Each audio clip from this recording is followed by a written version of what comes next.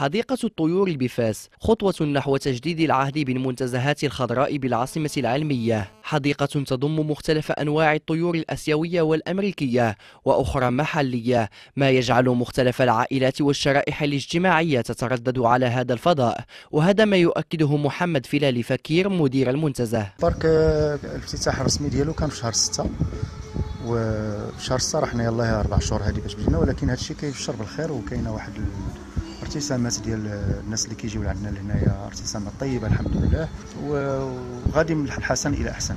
كما قلت لك الشرائح اللي كيجيو لعندنا هنايا كاين الطبقه المتوسطه والطبقه كما كنقولوا البرجوازيه، والحمد لله كل شيء عنده ارتسامات طيبه على هذا البارك. بطبيعه الحال كيجيو الوليدات تنشوف انا هما اللي كيجيبوا والديهم في اول الامر، لان عندنا البارك كيحتوي على بزاف الاصناف ديال اللعاب اللي الدراري كيتمتعوا بهم، وميم طون حتى الناس الكبار كيستمتعوا هنايا بالفضاء الطبيعي هنايا، بالموسيقى، اللي كيبغي لو كالم وتيبغي واحد يخرج من الحياه اليوميه العاديه كيقصد هذا البارك. هناك من يحج إلى الحديقة لأول مرة قصد الاكتشاف، وآخرون يعيدون الكرة للاستمتاع والتنزه، وهناك من يقصد الفضاء للاستمتاع بألوان الطيور وأصواتها والتي تعطي رونقا هاما للحديقة. سبقنا زرناه ماشي المرة الأولى، وحيت هو يعني فضاء زوين كنعاودو نجيو له. فضاء اللي هو فيه هاد الطيور وهذا الشيء كيعجبو الدراري كيبغيو يلعبوا فيه لعاب زوينين